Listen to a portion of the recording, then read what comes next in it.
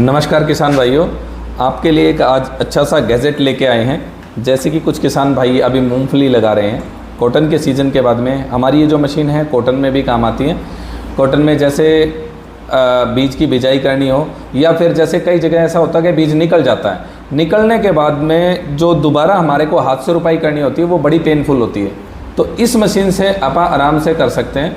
दूसरा, अभी मूँगफली का सीज़न चल रहा है, तो मूंगफली के सीज़न के अंदर भी ऐसा रहता है किसान भाइयों को कुछ बारिश करके या कुछ और कारणों से मूंगफली की बिजाई जो होती है उसके बीच बीच में से कुछ गैप बच जाता है या कुछ बीज उग नहीं पाते, तो उसके लिए दोबारा हाथ से रुपाई करना बड़ा मुश्किल होता है। ये मशीन उसके लिए बहुत लाभदायक है। इससे आप मूंगफली की बिजाई बड़े आराम से कर सकते हैं। इंडोली, मूंगफली, ये सब चीज़ें इससे कर सकते हैं। इसमें हम 4 अटैचमेंट अलग अलग देते हैं, जैसे कि आप देख पा रहे होगे।